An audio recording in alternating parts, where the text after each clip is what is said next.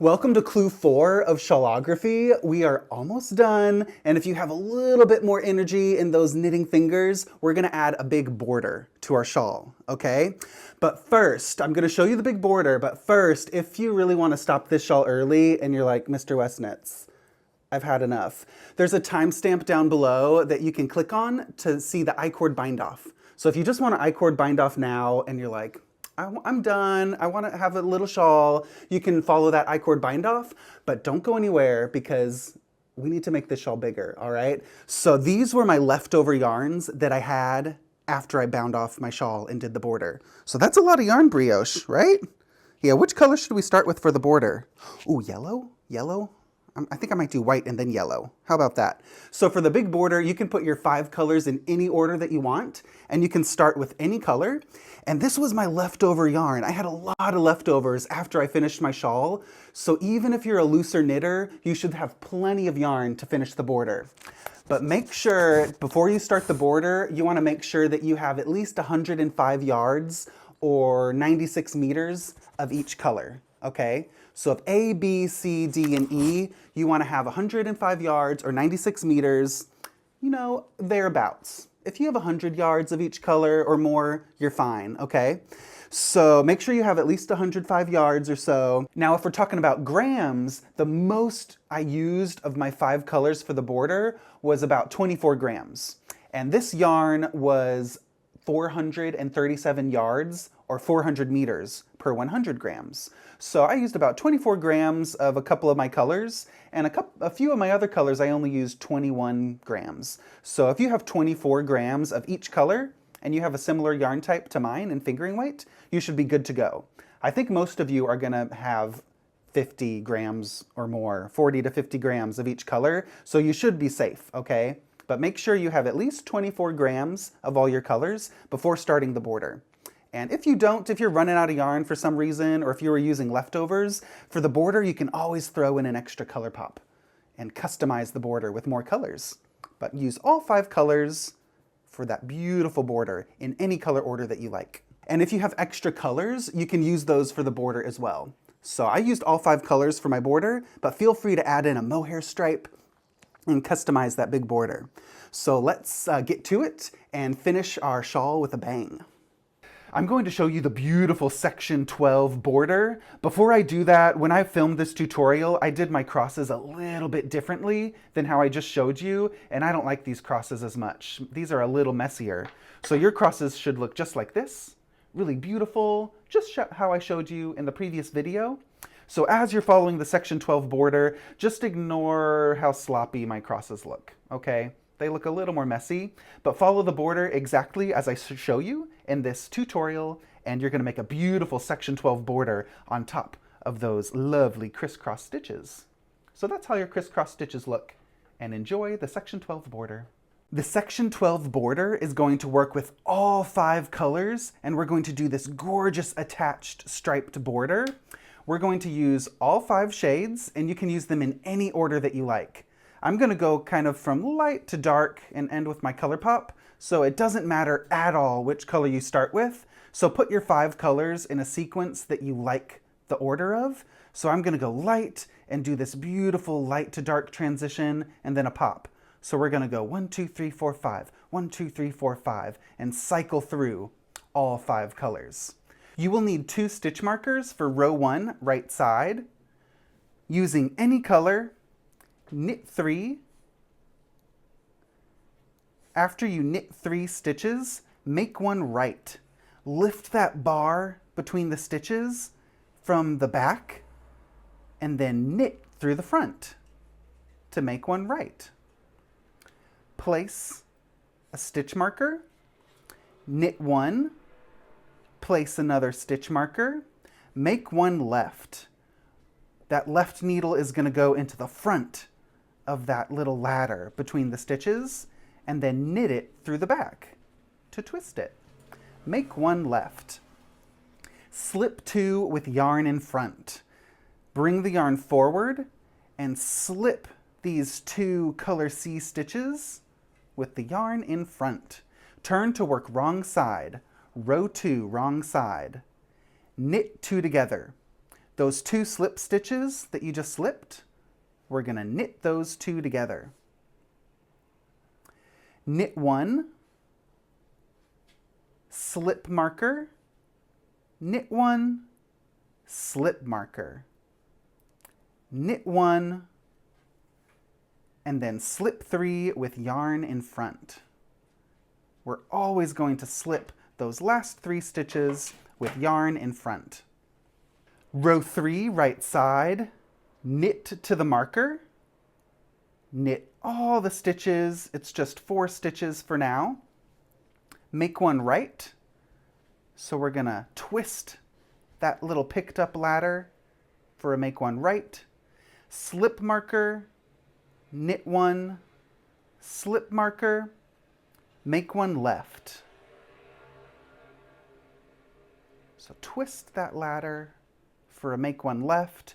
If these make one lefts and make one rights are a little tricky for you, you can substitute a backwards loop cast on for a make one right and a make one left.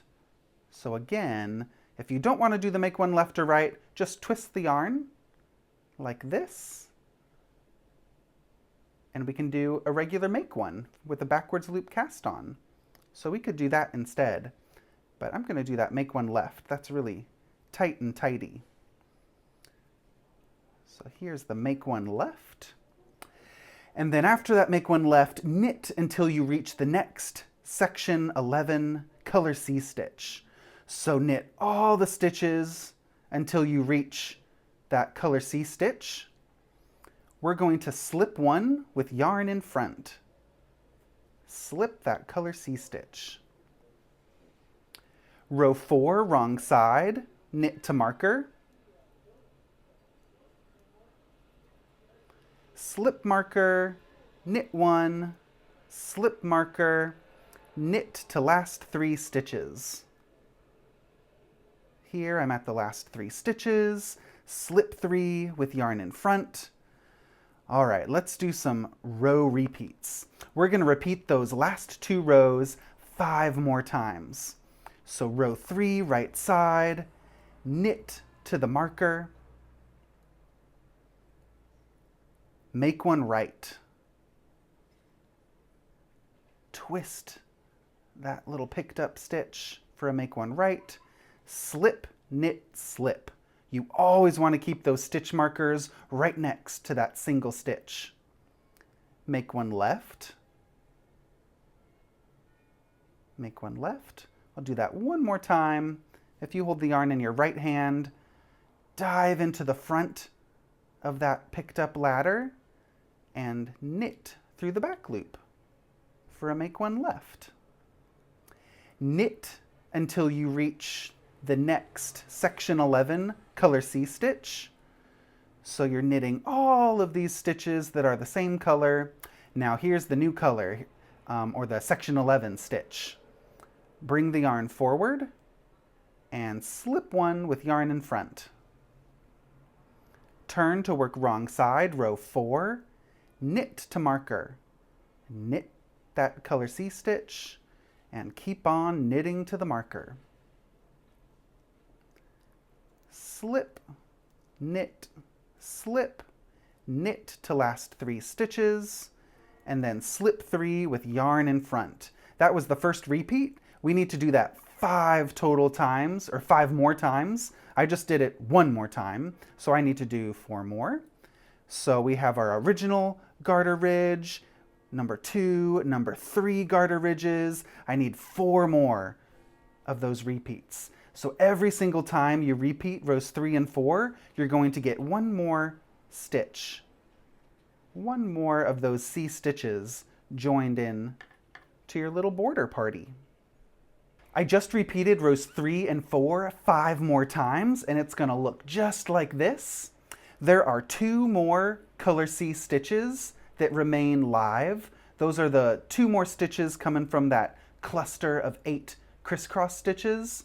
So, here's the next group of 8 stitches. There's 2 more there, so that's right in the right place. So let's work row 15, right side, knit to the marker, knit all the stitches until you reach that stitch marker. and we'll do our make one right. That left needle goes into the back, and you twist it by knitting through the front loop of that picked up ladder. Slip marker, knit one, slip marker, make one left. Twist that stitch. It honestly doesn't matter if you do a make one left or right, as long as you do a twisted increase or a make one increase. Any increase works. Knitting, we're going to knit until you reach the next section 11 color C stitch. So just keep knitting. We're knitting all of these stitches, this colorful stripe that we're forming. We're going to have this really wide stripe. Now, when you reach the next color C stitch right here, this is going to be a little bit different for row 15. We're going to slip 2 stitches with yarn in front. And we're going to be doing that at the end of every cluster of 8 stitches. All of these 8 groups, these groups of 8 crisscross stitches, the last 2 stitches of all of these groups, we're going to slip 2. Every other one, we're just going to slip 1, 6 total times, but this one, we're going to slip 2. So slip 2 with yarn in front, very important. Turn around, wrong side, knit 2 together. Knit those 2 slipped stitches together. Knit to marker.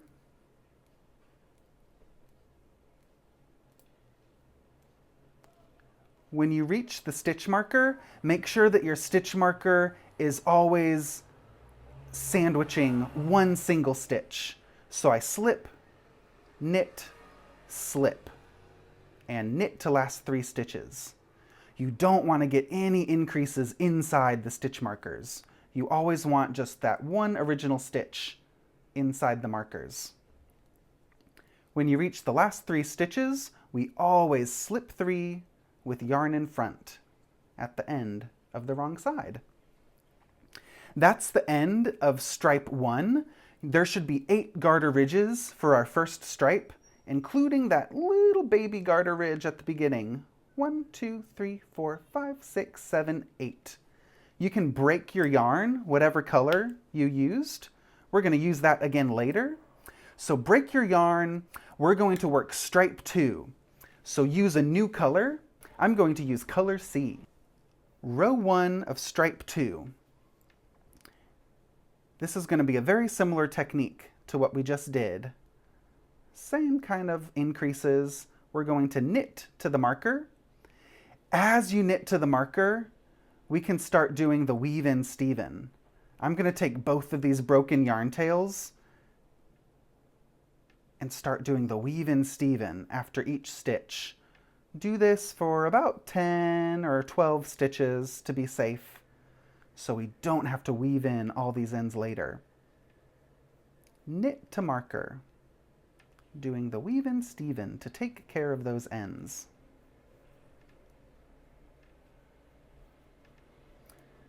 And we'll do our increases again for row 1 of this second stripe color. Make one right, slip, knit, slip, make one left. Knit until you reach the next section 11 color C stitch. So we're going to knit all those stitches from our previous big stripe.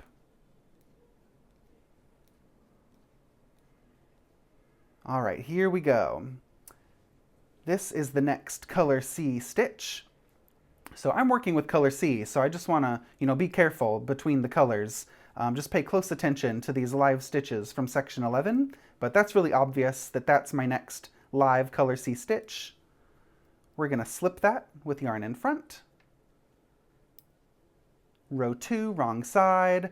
We're going to knit to marker, and we'll be knitting to the last 3 stitches.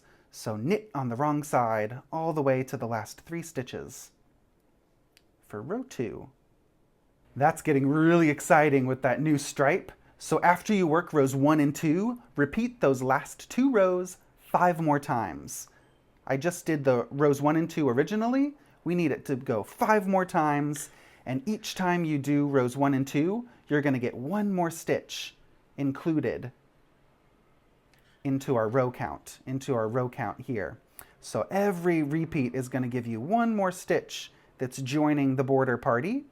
So repeat 5 more times, and after you repeat 5 more times, you should just have these 2 stitches remaining from your cluster of 8 crisscross stitches. I'm doing the 5th repeat of rows 1 and 2, and whenever you're working with the same color for your stripe, which was the same color that you did for the crisscrosses, just be really careful that you don't just keep knitting that same color, okay? We don't want to be knitting all those crisscross stitches. So it's quite a visible gap that you should be seeing. And you can also see it visually by what's connected to your attached border. So do you see that gap right there? It's quite big. So I'm knitting all the way until I reach, this is that next color C stitch from my section 11. And you can see it's the next stitch because it's traveling all the way down to that brioche bit. So this is the stitch that I slip with yarn in front. This is the final time I'm repeating rows 1 and 2. Slip that stitch with yarn in front, and on the wrong side, we always knit that slipped stitch. Just like that. And then knit to your markers and knit to the last 3 stitches. After you repeat rows 1 and 2 5 more times, you should have 6 garter ridges with your new color, and there's 2 stitches remaining from that cluster of 8 stitches. Do you see those final 2 stitches from that crisscross? So we're ready for row 13. We're going to knit to the marker and then knit until you reach that next color C stitch. On row 13, when you reach your stitch marker, we can keep doing that make one right, slip marker, knit 1, slip marker, make 1 left. Here's that make 1 left. Again, if you like that backwards loop cast on, that's a really good alternative increase. But here's the make 1 left. So we're going to be knitting all the stitches until you reach those next crisscross stitches. All right, we have another colorful stripe. I just completed rows 13 and 14, so I ate up those final 2 stitches from that crisscross, from that group of 8 stitches there. So now after you finish row 14, your work should look just like this. All of these crisscross stitches are attached, and we're ready to attach a new group of 8 stitches from this crisscross to our border. You should have 7 total garter ridges in your new color. After you finish row 14, wrong side, you can break your yarn, leaving a tail, and take the next color. So I'm going to use this beautiful green color because I love how that looks next to the yellow. Again, you can use your colors in any order that you like. Stripe 3, row 1. We're going to knit 2, slip, slip, knit to decrease a stitch. Slip those 3 stitches onto the left needle. We're going to repeat that 16 more times. 1, 2, slip, slip, knit. That was repeating it once. Now we need to do it a second time. Knit 1, knit 2, slip, slip, knit. Knitwise, slip, knitwise. Knit those 2 stitches together through the back loop. So keep on repeating that 16 more times. Basically, we're going to decrease all of these stitches to the marker, and we're also going to decrease the stitch inside the marker, and we're going to decrease 1 stitch after the marker. So keep doing that I-cord bind off all the way until you eat up that 1 stitch after the second marker. As I'm binding off stitches, whenever you reach those stitch markers, just throw them off the needle. So we're going to continue that knit 2, slip, slip, knit into that center stitch, kick off that other stitch marker, and after you remove that second stitch marker, this is when we're going to do 1 more of those slip, slip knits right there. So we just did that 16 more times. So we just bound off 17 stitches. Now you can knit until you reach the next color C stitch. So I just slipped those 3 stitches onto my left needle to finish off that repeat.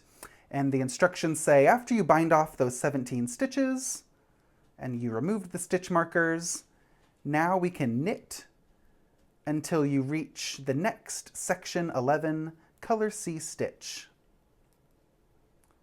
So keep on knitting all the way until you reach this next color C stitch right there. When you reach that next color C stitch, slip one with yarn in front. And this is going to become familiar. We've done this a lot already. So turn to work row 2, wrong side, knit to last 3 stitches, and then slip the last 3 with yarn in front. Row 3, right side.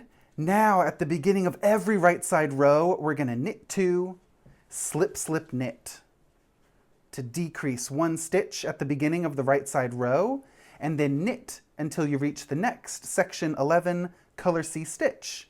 And those are all the techniques for this border until we reach the end. So from here on out, the only difference from this beginning is we don't have those increases right here anymore. Now at the beginning of every right side row, we're going to do the knit 2, slip, slip, knit to get a decrease happening at the beginning of the right side. And follow closely the instructions as you incorporate those slip stitches. We slip 1 from those live stitches, and we'll always do that with that cluster of 8 stitches until you reach these last 2. These 2 will always be slipped 2, and then those will be knit together. But follow the instructions carefully. Each stripe is going to be 7 garter ridges from here on out. So we just did 7 garter ridges there, and this new color I'm working will also be 7 garter ridges. So enjoy this big, beautiful border as we incorporate all these live stitches into the attached border. When you repeat rows 1 through 14 of the stripe pattern 49 more times, you're just going to get these gorgeous stripes all along the border. And when you do it 49 more times, basically just do it until you can't do it anymore. So I did my final stripe, connecting it to that last cluster of 8 crisscross stitches. And once you do that, you have 7 garter ridges of your final color, and then you should have 5 stitches remaining on your needle. If you have fewer than 5 stitches, then ignore the next 2 rows, okay? You should have 5 stitches right here remaining on the cord. And we're going to work next row, right side. This is going to be the same type of row that you're used to. We're going to continue working with that existing color. So you have 7 garter ridges, and we're going to knit 1 more garter ridge. So knit 2, slip, slip, knit until you reach the next section 11 color C stitch. So just knit all the way until you reach those stitches after that gap. As you reach the color C stitches right there, we're going to slip 2 with yarn in front. Slip 2 with yarn in front, because you should have 5 color C stitches remaining after that final stripe. If you only have 4 stitches over here, you can just slip 1 with yarn in front, turn around to knit that stitch. But I'm going to slip these 2 with yarn in front, and I have my 3 I-cord stitches remaining on the left needle. So after you slip 2 with yarn in front, work next row, wrong side, knit those 2 together, and knit to the last 3 stitches. When you reach the last 3 stitches on the wrong side, slip 3 with yarn in front, and that is the last stripe. So our final stripe is 8 garter ridges. If you're confused at the end of your row, and as you were working the border, you're like, whoa, whoa, whoa, whoa, whoa, I don't have what you say I should have on my needles. Just skip ahead to the I-cord bind off, okay? So if you have a couple extra stitches of color C stitches, or if you have too few color C stitches, and you're like, Steven, my last stripe is only 6 ridges, or I can do 9 ridges. Just don't worry about it, okay? Say yes, don't stress.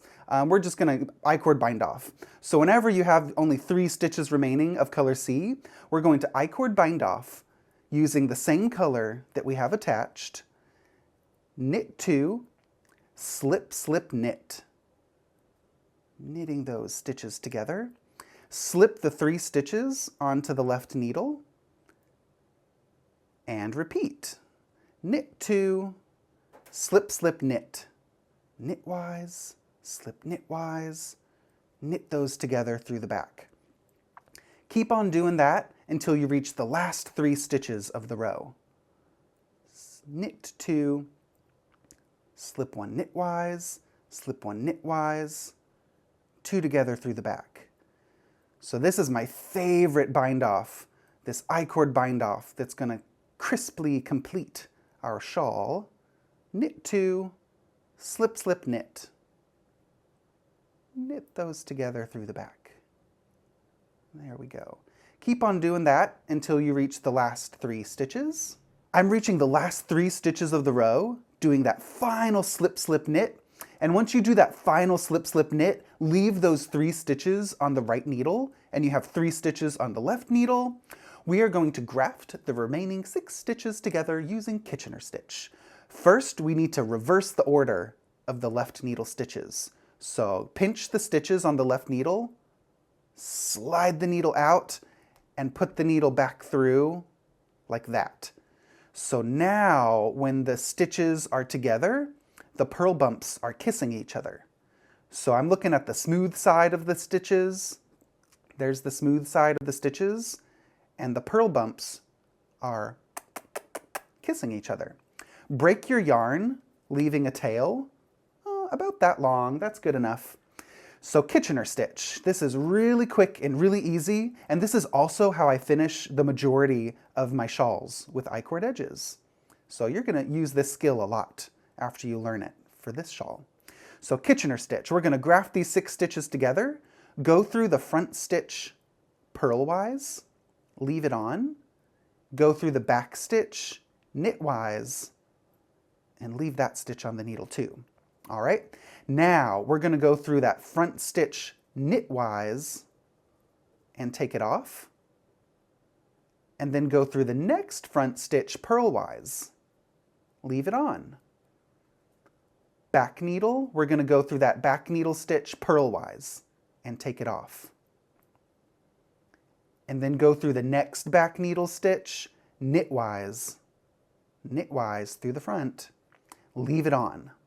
All right, front needle, knitwise off, purlwise on. That's on the front needle. Now it's the back needle's turn. Purlwise, take it off, and then knitwise, leave it on that back needle. And to finish the Kitchener stitch, we're going to go through the front stitch knitwise and that back stitch purlwise. Okay, if you don't do it exactly like I showed, whatever, okay? It's a tiny little nugget of a corner, so don't worry. You're finished with your shawl. Honestly, you could just sew that corner closed any way you like. And then take that tail that you just grafted with, and we're gonna weave that tail in to the wrong side. And whenever I weave in my stitches, I just do a whip stitch. So I don't even pull my needle through every single stitch individually. I go through a lot of stitches first with my needle. Maybe like 10 or 12 stitches is plenty. So I'm just going through the purl bumps on the wrong side. And then I pull that needle through, and that's how I weave in my ends. If you want to weave in your ends any other way, that's totally fine. For instance, if you want to trace the path of a stitch, you can weave in your ends that way. But I do a whip stitch, and go ahead and locate all the remaining ends. If you didn't do the weave-in Steven on some of your ends, just pop that end to the wrong side. And ooh, brioche. How are we going to weave our ends in brioche? I don't know. Let's make it up as we go. One way to weave in your ends in brioche is just to stick that tapestry needle on the wrong side through those little yarn over loops like this. And this is one way. And just pop it through, and I'm going to call that woven in. It's not going to go anywhere. And then when you break your yarn, just cut the yarn about right here, leaving a little bit of a tail. Don't cut your yarn too close to the fabric, because then it's going to, pop out maybe a little bit. So leave a little length when you cut your yarn. But that's how I weave in my ends in brioche, and you can't see it on the right side. Let me show you one other way that I weave in my ends in 2-color brioche. One other way I weave in my ends for brioche is I stick the needle behind behind that knit stitch. And then I pop that needle through a purl stitch like this. You got to make the noises too. Go behind the knit stitch and then go into a purl stitch. There we go. And do that maybe 5 or 6 times is plenty. Behind, into the purl. Behind the knit, and into a purl bump. And then just cut the yarn. And that's another way to weave in your ends in brioche. And you can't really see it. You see a little orange, but it's not noticeable on the right side. So give one of those methods a try. And again, let's weave in a couple more ends. I didn't do the weave in Steven in all of my sections, so I'm regretting that now. But now you know for your next project, whenever you can do that weave in Steven, you gotta do it. You're gonna really thank yourself later. But pop on a TV show and weave in some of these ends with the whip stitch, and it's not such a chore whenever you're multitasking. If you're weaving in your ends along a short row, okay, I want to weave this end in a little bit more just to be safe, but I'm at a short row and I'm reaching a yarn over. The yarn might be visible if I cut it right there. So I'm going to backtrack and weave in my end toward the edge. Just to be safe, I just gave it a few more little whip stitches. And so that's how I weave in my ends with a whip stitch. Again, you can weave in your ends any way you like. That's my favorite method. So go ahead and do that to all those yarn tails. And after you weave in all your ends, you can snip the yarn, but not too close to the fabric. Remember, just snip the yarn, and then we can soak our shawl in water. All right, when you soak your shawl in water, do it in cool water, and don't use really heavy-duty shampoo soap, okay? If you have a wool wash, you can put a little bit of that in, but soak it in cool water, not too hot. And if you're nervous about your colors bleeding, I just go for it and I dunk my shawl in water. But if you have some really dark colors and really light colors like this, you might want to just dip the tip of your shawl into the water and see what happens. There's 2 things that can happen, or 3 things that can happen. One thing is the water's just going to be clear, and that means you're clear and good to go to soak your shawl. If you see some colors bleeding into the water, just don't worry, keep soaking it a little bit and move the tip of your shawl around and then pull it out and see if you see any of that dark color on your light color. If you're starting to see some color transfer, then maybe change the temperature of your water or just give your shawl a steam blocking, okay, without soaking it. But even when there's some color transfer in the water, it's still usually okay to soak the complete shawl. But give it a soak test, give it a dip test to see how it's doing. And if you pull it out and you don't see any color transfer on any of your other colors, then just go ahead and soak the shawl and it's going to be fine. So most of the time it's always fine, but it does depend sometimes with those deep red colors or black hand-dyed colors. There might be a little bit of bleeding into the water. But see what happens. Do a dip test before you completely submerge your shawl. And then squeeze out the excess water, and I'm going to show you how to block your finished shawlography. If you are here to bind off your shawl early and skip that border, then I'm going to show you the I-cord bind off. But spoiler alert, I'm going to show you the full border, okay? 3, 2, 1. Here's the border. So this is what we're going to do to finish our shawl. If you don't want this huge border, or if you're like, Steven, I've had enough, or if you're worried about running out of yarn, then you can skip the border and just finish your shawl with an I-cord bind off.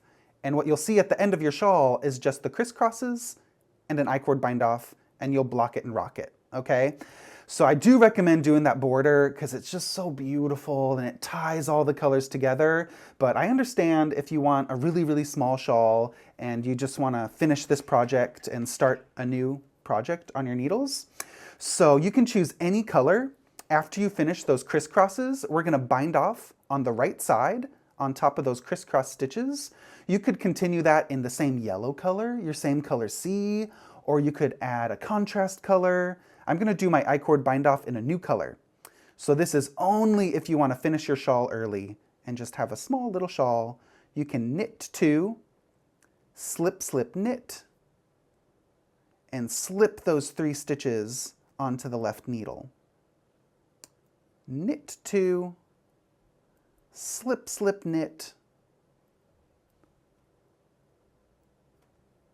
pass those 3 stitches, knit 2, slip, slip, knit, slip knitwise, 2 together through the back. You can do that with all of the stitches and keep doing that I-cord bind off until you reach the last 3 stitches of the row. So when you reach the last 3 stitches of the row, you just did a slip, slip, knit, and you have 3 stitches on your right needle and 3 stitches on your left needle. So leave your stitches just like this, but pinch the left needle stitches like that, and we're gonna slide the needle out and put it in this way. So just reverse the order of how they are on the needle so that the purl bumps are kissing each other. So you should see the smooth stitches on the outside here, and the smooth knit stitches on the outside, and the purl bumps kissing each other. Break that yarn, leaving a tail, because we're going to graft those 6 remaining stitches together using Kitchener stitch. So place that broken tail of yarn from your I-cord bind off on a tapestry needle, and grafting. We're going to go through the front stitch purlwise with our tapestry needle, leave it on the needle, and go through that back stitch, the back needle stitch, knitwise. Leave it on. All right, now we're going to go through the front stitch knitwise. Take it off. Go through the next front needle stitch purlwise. Leave it on. All right, it's the back needle's turn. Purlwise off, pull that yarn, knitwise on, leave that stitch on the needle. All right, front needle's turn. Knitwise off, purlwise, leave it on. Back needle, purlwise off, knitwise, leave it on. And then finally, we're going to go through the front stitch knitwise and the back stitch purlwise. And just stick your yarn, stick your needle through those stitches anyway. It doesn't really matter, okay? But if you do it exactly as I showed, you're going to get a really smooth connected corner. And you can skip ahead or skip behind. In the video, there's timestamps down below where I show how to weave in your ends. So if you just finished this easy exit for your shawl and just finished it with an I-cord bind off, you can go in the timestamps down below in this video to listen how I weave in the ends, to watch how I soak and block the shawl, and you can also skip ahead in the video to see how I wet block and to see how the finished shawl looks after you block it. So there's that little I-cord bind off for the easy exit, that early finish for shawlography.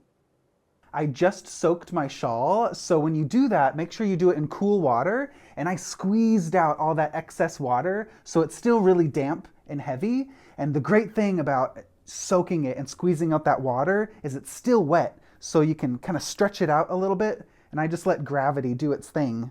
And look how huge it's already getting. It grows a lot when you soak it. So squeeze out that excess water, and you could even roll the shawl into a towel to squeeze out extra water if you want it to dry quicker. And then place your shawl on a blocking mat or a rug or a mattress.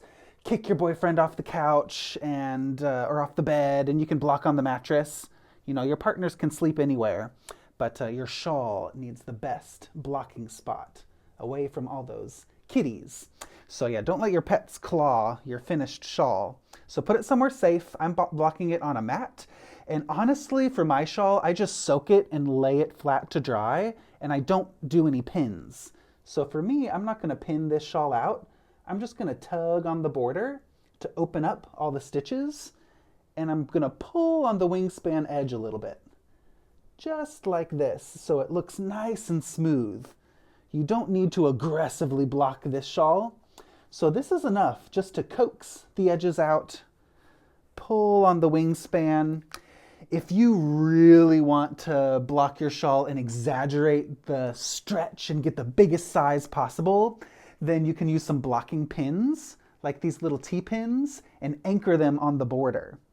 So I'm going to place some T-pins just every so often along the wingspan border, the wingspan edge. And this is going to anchor the fabric along the wingspan edge. And as you pin it, you could not just pin it down, but you could stretch that wingspan edge out a little bit. Again, this is totally optional. You don't have to do this. This is a bit more aggressive.